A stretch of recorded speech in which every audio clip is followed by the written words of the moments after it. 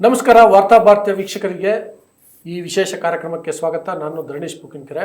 ವೀಕ್ಷಕರೇ, ರಾಜ್ಯ ಕಾಂಗ್ರೆಸ್ ಸರ್ಕಾರದಲ್ಲಿ ಬಹಳ ಅಳೆದು ತೂಗಿ ಗಜಪ್ರಸವ ಅಂತಾರಲ್ಲ ಹಾಗೆ 2 ತಿಂಗಳ ಬಳಿಕ ಸಂಪುಟ ವಿಸ್ತರಣೆ ಆಗ್ತಾ ಇದೆ. ಆದರೆ ಇಷ್ಟೆಲ್ಲ ಮಾಡಿದರೂ ಕೂಡ ಸರಿಯಾದ ರೀತಿಯಲ್ಲಿ ಆಗಿದೆಯಾ ಅಂತ ಅಂದರೆ ಬಹುಶಃ ಹೌದು, ಸರಿಯಾದ ರೀತಿಯಲ್ಲಾಗಿದೆ. ಇದು ಜಾತಿವಾರು, ಜಿಲ್ಲಾವಾರು, ಪ್ರಾದೇಶಿಕವಾರು ಭಾಳ ಸಮರ್ಥವಾದಂತಹ ಸಂಪುಟ ಅಂತ ಹೇಳಲಿಕ್ಕೆ ಸಾಧ್ಯ ಇಲ್ಲ ಅಂತ ಅನ್ನಿಸ್ತಿದೆ ಮೇಲ್ನೋಟಕ್ಕೆ. ಹಾಗಿದ್ರೆ ಮುಖ್ಯಮಂತ್ರಿ ಡಿ.ಕೆ. ಶಿವಕುಮಾರ್ ಸಂಪುಟ ವಿಸ್ತರಣೆಯ ಕಸರತ್ತಿನಲ್ಲಿ ಸೋತ್ರ, ಸರಿಯಾದ ರೀತಿಯ ಸಂಪುಟವನ್ನು ರಚಿಸ್ಕೊಳ್ಳಿಕ್ಕೆ ಅವ್ರಿಗೆ ಸಾಧ್ಯ ಆಗಲಿಲ್ವಾ? ಮತ್ತು ಆಗಲಿಲ್ಲ ಅಂದರೆ ಯಾಕೆ ಆಗಲಿಲ್ಲ ಅನ್ನುವಂಥ ಪ್ರಶ್ನೆ ಬರುತ್ತಲ್ಲ. ಸೊ ಈ ಎಲ್ಲ ಪ್ರಶ್ನೆಗಳಿಗೆ ಉತ್ತರಿಸಲಿಕ್ಕೆ ನಮ್ಮ ಜೊತೆಗೆ ಹಿರಿಯ ಪತ್ರಕರ್ತರಂತಹ ಹೊನ್ಕೆರೆ ನಂಜುಂಡೇಗೌಡರಿದ್ದಾರೆ. ಅವ್ರ ಜೊತೆ ಚರ್ಚೆ ಮಾಡ್ತೀನಿ. ಅದಕ್ಕೂ ಮೊದಲು ನಾನು ನಿಮಗೆ ರಿಕ್ವೆಸ್ಟ್ ಮಾಡ್ತೀನಿ, ನೀವು ಇನ್ನೂ ವಾರ್ತಾ ಭಾರತಿಯನ್ನು ಸಬ್ಸ್ಕ್ರೈಬ್ ಮಾಡಿಲ್ಲ ಅಂದರೆ ದಯವಿಟ್ಟು ಸಬ್ಸ್ಕ್ರೈಬ್ ಮಾಡಿ, ಲೈಕ್ ಮಾಡಿ, ಶೇರ್ ಮಾಡಿ, ಬೆಲ್ ಬಟನನ್ನು ಪ್ರೆಸ್ ಮಾಡಿ. ಈಗ ನಂಜುಂಡೇಗೌಡರ ಜೊತೆಗಿನ ಮಾತುಕತೆಯನ್ನು ಶುರು ಮಾಡ್ತೀನಿ. ಸರ್, ಕಾರ್ಯಕ್ರಮಕ್ಕೆ ಸ್ವಾಗತ. ನಮಸ್ಕಾರ ಧರಣೇಶ್. ಏನು ಅನ್ನಿಸ್ತಿದೆ ಸರ್ ಡಿ.ಕೆ. ಶಿವಕುಮಾರ್ ಅವರ ಸಂಪುಟ ಈಗ? ಯಾಕಂದರೆ ಪೂರ್ಣ ಪ್ರಮಾಣದ ಸಂಪುಟ ಇದೆ ಈಗ. ಈವನ್ 1 ಸ್ಥಾನ ಖಾಲಿ ಬಿಟ್ಕೊಳ್ತಾರೆ, 2 ಸ್ಥಾನ ಖಾಲಿ ಬಿಟ್ಕೊಳ್ತಾರೆ ಅನ್ನೋಂಥದ್ದು ಕೂಡ ಇಲ್ಲ. ಪೂರ್ಣ ಪ್ರಮಾಣದಲ್ಲಿ ಸಂಪುಟ ಇದೆ. ಇದು ಹೇಗಿದೆ ನೋಡಿ, ನೀವು ಆಗಲೇ ಹೇಳಿದ್ರಿ 2 ತಿಂಗಳು ಒಳೆದು ತೂಗಿ ಸಂಪುಟ ವಿಸ್ತರಣೆ ಆಯಿತು ಕೊನೆಗೂ ಅಂತ.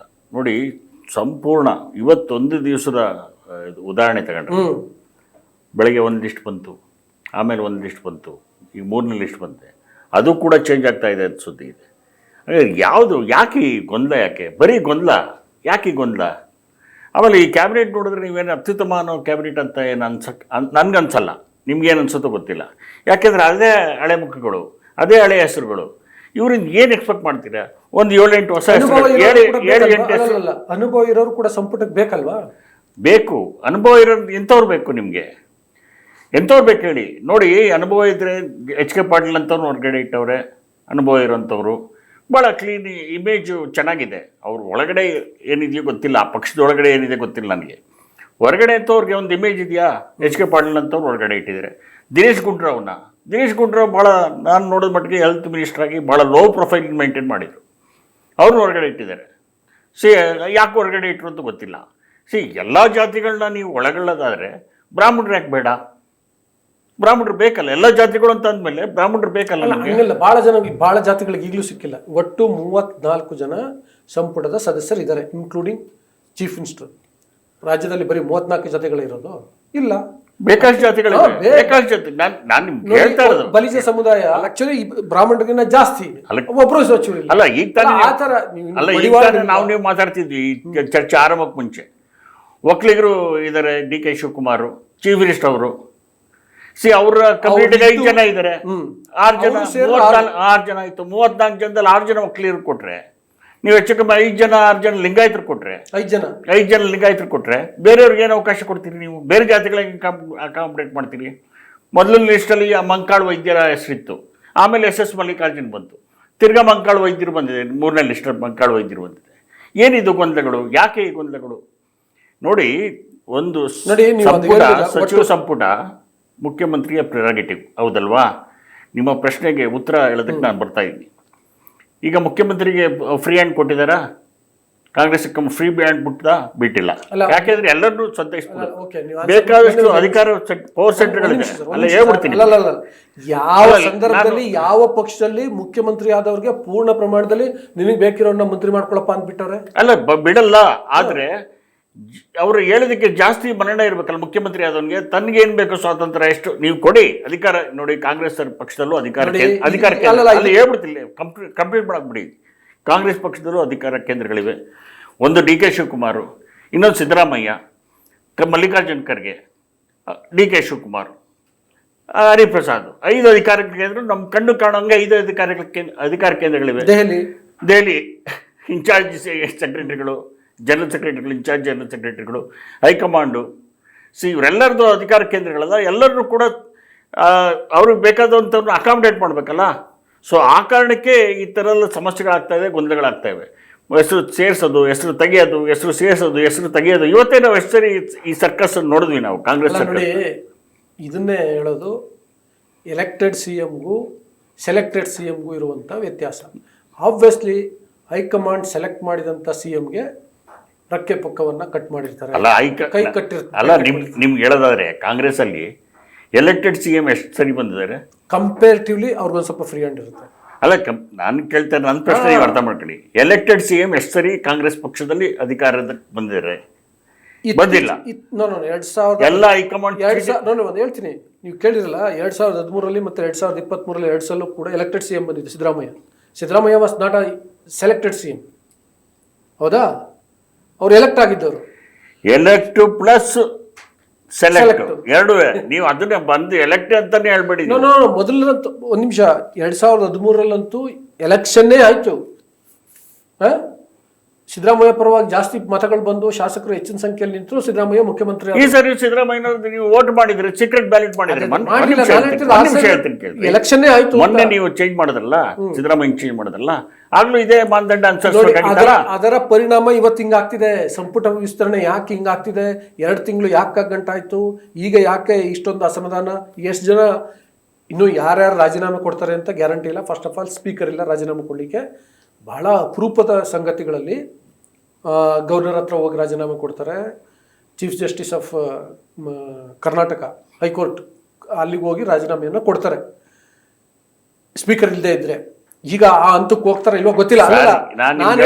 ಯಾರು ಕೂಡ ಗವರ್ನರ್ ಹತ್ರ ಹೋಗಲ್ಲ, ಸ್ಪೀಕರ್ ಹತ್ರ ಹೋಗಲ್ಲ, ಹೋಗೋದು ಪಕ್ಷದ ಅಧ್ಯಕ್ಷರ ಹತ್ರ ಹೋಗಿ ರಾಜೀನಾಮೆ ಪತ್ರ ಕೊಡ್ತಾರೆ.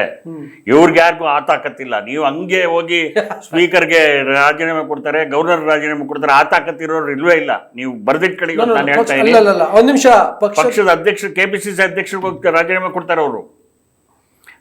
ಅದೊಂಥರ ಒತ್ತಡದ ತಂತ್ರ ಅದು ಅಷ್ಟೇ. ರಾಜೀನಾಮೆ ನಿಜವಾಗ್ಲೂ ರಾಜೀನಾಮೆ ಕೊಟ್ಟು ಹೊರಗಡೆ ಹೋಗೋರು ಎಷ್ಟು ಜನ ಇದ್ದಾರೆ? ಒಂದ್ಸರಿ ಹೈಕಮಾಂಡ್ ಗುಟ್ರಾಕ್ಲೆ ಆಯ್ತು ರಾಜೀನಾಮೆ ಕೊಡೋರು ಕೊಟ್ಟೋಗಿ ಅಂತ ಹೇಳಿ ಎಷ್ಟು ಜನ ಕೊಡ್ತಾರೆ? ಕೊಡೋದಿಲ್ಲ. ಆದ್ರೂ ಒಟ್ಟಲ್ಲಿ ಈಗ ಇರೋ ಬಗ್ಗೆ ನನ್ನ ಪ್ರಶ್ನೆ ಏನಿದೆ ಹೇಳಿ, ಸಂಪುಟ ವಿಸ್ತರಣೆ ಕಸರತ್ನಲ್ಲಿ DK ಶಿವಕುಮಾರ್ ಸೋತ್ರ, ಈ ಪ್ರಶ್ನೆ ಉತ್ತರ ಕೊಡಿ. ಅಲ್ಲ, ಈ ಸೋಲು ಅಂತ ನಾವು ಹೇಳಕ್ಕಾಗಲ್ಲ. 4 ಅಧಿಕಾರ ಸೆಂಟರ್ಗಳಿದ್ದಾಗ, ಅಧಿಕಾರ ಕೇಂದ್ರಗಳಿದ್ದಾಗ ಎಲ್ಲರೂ ಕೂಡ ರಾಜಕೀಯ ನಾಯಕತ್ವ ಅನ್ನೋದು ಎಲ್ಲರನ್ನು ಮ್ಯಾನೇಜ್ ಮಾಡಿ ಸರಿಯಾದ ರೀತಿಯಲ್ಲಿ ಸಂಪುಟ ರಚಿಸ್ಕೋಬೇಕು. That is called political. ಅದನ್ನೇ ಮಾಡಿದ್ದಾರೆ ಈಗ ಏನಾಗಿದೆ ನಿಮ್ಗೆ? ಇದು ಕಂಪ್ಲೀಟ್ DK ಶಿವಕುಮಾರ್ ಲಿಸ್ಟ್ ಅಂತ ಅನಿಸ್ತಾ ಇದೆಯಾ? ಇಲ್ಲ, ಎಲ್ಲರ ಹೆಸರುಗಳು ತಗೊಂಡು ಹೈಕಮಾಂಡ್ ಸರ್ಕಸ್ ಮಾಡಿ ನೋಡಿ, ಅದರಲ್ಲಿ ಸೈನ್ ಇರೋದು KC ವೇಣುಗೋಪಾಲ್ ಅಂತ ಸೈನ್ ಇದೆ. ಅದ ಇರುತ್ತೆ. ಆದ್ರೆ ಇವ್ರನ್ನ ವಾಪಸ್ ಕಳಿಸಿ ಆಮೇಲೆ ಲಿಸ್ಟ್ ಬಂದಿದೆ. ಇವ್ರು ಡೆಲ್ಲಿಗೆ ಹೋದ್ರಲ್ಲ, ಇವ್ರ ಕೈಗೆ ಲಿಸ್ಟ್ ಕಳಿಸಿದ್ರಾ? ಇಲ್ಲ, ಅವ್ರನ್ನ ವಾಪಸ್ ಕಳಿಸಿ ಆಮೇಲೆ ಹಿಂದ್ಗಡೆ ಲಿಸ್ಟ್ ಬಂದಿದೆ. ಎಲ್ಲರ ಲಿಸ್ಟು ತಗೊಂಡು ಎಲ್ಲರನ್ನ ಸಮಾಧಾನ ಪಡಿಸುವಂಥ ಒಂದು ಪ್ರಯತ್ನವನ್ನು ಹೈಕಮಾಂಡ್ ನಾಯಕರು ಮಾಡಿದ್ದಾರೆ. ಅದು ಕಾಣಿಸ್ತಾ ಇದೆ. ಹಂಗಾಗಿ ಇದು ಸಂಪೂರ್ಣ DK ಶಿವಕುಮಾರ್ ಸಂಪುಟನ ಅಲ್ಲ. ನೋಡಿ, ನಾವು ರಾಜ್ಯದ ಜನರ ಪರವಾಗಿ ಇದು ಮಾಡಿ, ನಮಗೀಗ ಖರ್ಗೆ ಮಾಡಿದ್ರ, ಸಿದ್ದರಾಮಯ್ಯ ಮಾಡಿದ್ರ, ಸುರ್ಜೇವಾಲ ಮಾಡಿದ್ರ, ವೇಣುಗೋಪಾಲ್ ಮಾಡಿದ್ರ, ನಮಗದು ಮುಖ್ಯ ಅಲ್ಲ. ನಮಗೆ ಉತ್ತರದಾಯಿ ಮುಖ್ಯಮಂತ್ರಿ ಸ್ಥಾನದಲ್ಲಿ ಯಾರು ಇರ್ತಾರೆ ಅವರು. DK ಶಿವಕುಮಾರ್ ಇದ್ದರೆ DK ಶಿವಕುಮಾರ್, ಸಿದ್ದರಾಮಯ್ಯ ಇದ್ದರೆ ಸಿದ್ದರಾಮಯ್ಯ, ಮಲ್ಲಿಕಾರ್ಜುನ ಖರ್ಗೆ ಇದ್ದರೆ ಮಲ್ಲಿಕಾರ್ಜುನ ಖರ್ಗೆ, BJPಲಿ ಯಡಿಯೂರಪ್ಪ ಇದ್ದರೆ ಯಡಿಯೂರಪ್ಪ, ಕುಮಾರಸ್ವಾಮಿ ಇದ್ದರೆ ಕುಮಾರಸ್ವಾಮಿ. ಈಗ ಸಂಪುಟಕ್ಕೆ ಯಾರು ರೆಸ್ಪಾನ್ಸಿಬಲ್? ಯಾರು ಆನ್ಸರ್ಬಲ್? ಮುಖ್ಯಮಂತ್ರಿನೇ ರೆಸ್ಪಾನ್ಸಿಬಲ್. ಇದು ವಾದಕ್ಕೋಸ್ಕರ ಈ ವಾದವನ್ನು ನಾವು ಮಾಡಿದ್ರೆ ಮಾಡಬಹುದು, ವಾದಕ್ಕೋಸ್ಕರ ವಾದ ಮಾಡ್ಬೋದು. ಈಗ ಹೋಗ್ಲಿ, DK ಶಿವಕುಮಾರ್ ಅವರಷ್ಟಕ್ಕೆ ಸಂಪೂರ್ಣ ವಿಸ್ತರಣೆ ಮಾಡ್ಕೊಂಬಕ್ಕಾಗ್ತಿತ್ತ? ಈಗ ಇಲ್ಲ, ಇವು 20 ಸ್ಥಾನ ಇತ್ತಲ್ಲ, ತುಂಬ್ಕೊಂಡ್ಬಿಟ್ಟಿದ್ರೆ ಎಲ್ಲರೂ ಸುಮ್ಮನೆ ಇರ್ತಿದ್ರ? ಇಷ್ಟೊಂದು ಅಲ್ಲೋಲ ಕಲ್ಲೋಲ ಆಗ್ಬಿಡ್ತಿತ್ತು. ಅದಕ್ಕೆ ಇಷ್ಟು ದಿವಸ ಯಾಕೆ ತಗೊಂಡಿದ್ದಾರೆ ಅಂದರೆ, ಎಲ್ಲವನ್ನೂ ಕೇಳಿದರೆ ಹೈಕಮಾಂಡು, ಎಲ್ಲ ನಾಯಕರ ಹತ್ರ ಚರ್ಚೆ ಮಾಡಿದ್ದಾರೆ. ಹಂಗಾಗಿ ಒಂದು ಇವಾಗ ಸಂಪುಟವನ್ನು ಬಿಟ್ಟಿದ್ದಾರೆ. ಈ ಸಂಪುಟ ಚೆನ್ನಾಗಿಲ್ಲ, ನನ್ನ ಕೇಳೋ ಪ್ರಕಾರ ಚೆನ್ನಾಗಿಲ್ಲ. ಹೊಸ ಅದಕ್ಕೆ ನೀವು ಹೆಂಗೆ DK ಶಿವಕುಮಾರ್ನ ಬ್ಲೇಮ್ ಮಾಡ್ತೀರಿ? DK ಶಿವಕುಮಾರ್ ಬ್ಲೇಮ್ ಮಾಡಕ್ ಬರಲ್ಲ. ಕೆಲವು ಹೊಸ ಮುಖಗಳಿವೆ, ಟ್ರೈ ಮಾಡೋಣ. ಹೊಸ ಮುಖಗಳು, ಹಳೆ ಮುಖಗಳಲ್ಲಿ 8 ಜನ ಇದ್ದಾರೆ. ಹಳೆ ಮುಖಗಳು ಎಷ್ಟು ಜನ ಎಫಿಷಿಯೆಂಟ್ ಇದ್ದಾರೆ? ಯಾಕೆ ಮಾನದಂಡ ಅನುಸರಿಸಲಿಲ್ಲ? ಹೆಸರುಗಳು ಹೇಳ್ಬೋದು, ನಾನು ಹೆಸರುಗಳು ಹೇಳಕ್ಕೆ ಇಷ್ಟಪಡಲ್ಲ. ಏನು ಗೊತ್ತಿಲ್ಲ, ABCD ಗೊತ್ತಿಲ್ಲದಿರೋರು ಇದ್ದಾರೆ ಅಲ್ಲಿ ಸಂಪುಟದಲ್ಲಿ. ನೋಡಿ, ಇನ್ನು ಉಳಿದಿರೋದು ಒಂದೂವರೆ ವರ್ಷ ಇದೆ ಇನ್ನು ಎಲೆಕ್ಷನ್ಗೆ. ಒಂದು ಎಕ್ಸ್ಪೆರಿಮೆಂಟ್ ಮಾಡಬೇಕಾಯ್ತಲ್ಲ. ಯಾರು ಡೈನಮಿಕ್ ಇದ್ದಾರೆ, ಯಾವುದೇ ಜಾತಿ ನೀವು ಅಕಾಮಿಡೇಟ್ ಮಾಡಿ, ಎಲ್ಲ ಜಾತಿನ ಅಕಾಮಿಡೇಟ್ ಮಾಡಿ, ಆ ಜಾತಿಯಲ್ಲಿರುವಂಥ ಅತ್ಯುತ್ತಮ ವ್ಯಕ್ತಿಗಳನ್ನ, ಅತ್ಯುತ್ತಮ ಶಾಸಕರನ್ನ ಹುಡುಕಿ ನಾವು ಮಂತ್ರಿಗಳು ಮಾಡಿದರೆ ಒಂದು ಚಾನ್ಸ್ ತಗ್ಬೋದಾಗಿತ್ತು. ಡಿ ಕೆ ಶಿವಕುಮಾರ್ ಏನು ಹೇಳಿದ್ರು ಗೊತ್ತಾ? ಹಿಂದೆ 2013 ಸಿದ್ದರಾಮಯ್ಯ ಒಂದು ಮಾತಾಡಿದ್ರು, ಕುರುಬ ಪೈಕಿ ನಾನೇ ಇದ್ದೀನಿ, ನಾನು ಬೇರೆ ಸಮುದಾಯದಿಂದ ಮಂತ್ರಿಗಳು ಮಾಡಲ್ಲ ಅಂತ. ಡಿ ಕೆ ಶಿವಕುಮಾರ್ ಹೇಳ್ಬೇಕಿತ್ತು ಹೇಳ್ಬೇಕಿತ್ತು. ಈಗ ಒಕ್ಕಲಿಗರು ಇಷ್ಟೊಂದು ಕೊಟ್ಟಿದ್ದು ನಾನು ಸಮರಿಸ್ತಾ ಇಲ್ಲ. ತಪ್ಪು. ಡಿ ಕೆ ಶಿವಕುಮಾರ್ ಇದ್ದಾಗ 5 ಜನ ಮಂತ್ರಿಗಳನ್ನ ಒಕ್ಕಲಿಗರು ಕೊಡ್ತಾರೆ ಅಂದರೆ ಸರಿಯಲ್ಲ. ಅದು ಏನು ಲಿಂಗಾಯತರಿಗೂ 5 ಜನ ಕೊಡ್ತಾರೆ ಅಂದರೆ ಸರಿಯಲ್ಲ. ಎಲ್ಲ ಜಾತಿಗಳನ್ನು ಅಕಾಮಿಡೇಟ್ ಮಾಡಬೇಕಾಯ್ತು. ಸರ್, ಹೇಳಕ್ಕೆ ಇಲ್ಲದೆ ಇರೋ ಜಾತಿಗಳಿವೆ, ದನಿ ಇಲ್ಲದೆ ಇರೋ ಜಾತಿಗಳಿವೆ, ಅವ್ರನ್ನ ಅಕಾಮಿಡೇಟ್ ಮಾಡಬೇಕಾಯ್ತಲ್ಲ. ನೀವು ಬಲಿಜರು ಅಂತ ಹೇಳಿದ್ರೆ ಬಲಿಜರಿಗೆ ಅಟ್ಲೀಸ್ಟ್ ದನಿ ಇದೆ, ಇನ್ನು ಅವ್ರಿಗಿಂತ ಕೆಳ ಜಾತಿಗಳಿದೆ. ಅವ್ರಿಗೆ ಕೊಟ್ಟಿಲ್ಲ ಅಂದ್ರೆ ಕೆಳಗಿನ ಜಾತಿಯವ್ರಿಗೆ ಹೆಂಗ್ ಕೊಡ್ಲಿಕ್ಕೆ ಸಾಧ್ಯ? ಕೊಡಬೇಕಿತ್ತು. ಇಲ್ದಿರೋ ಜಾತಿಯವ್ರಿಗೆ ಹೆಂಗ್ ಕೊಡ್ಲಿಕ್ಕೆ ಕೊಡಬೇಕಿತ್ತು. ಈಗ ನೋಡಿ, ಮಡಿವಾಳರಿಗೆ, ಅಕ್ಕಸಾಲಿಗರಿಗೆ, ಆಮೇಲೆ ಕುಂಬಾರರಿಗೆ, ಗಾಣಿಗರಿಗೆ, ಇನ್ನು ಎಷ್ಟು ಕಮ್ಯುನಿಟಿಗಳಿದಾವೆ, ಯಾವಾಗ ಕೊಡೋದು ಇವರು? ಈಗ ತಂಗಡಿಗೆ ಉದಾಹರಣೆಗೆ ಹೇಳ್ತೀನಿ ನಿಮ್ಗೆ. ತಂಗಡಿಗೆ ಮಿನಿಸ್ಟರ್ ಮಾಡ್ಕೊಂಡೇ ಬರ್ತಾ ಇದ್ದಾರೆ.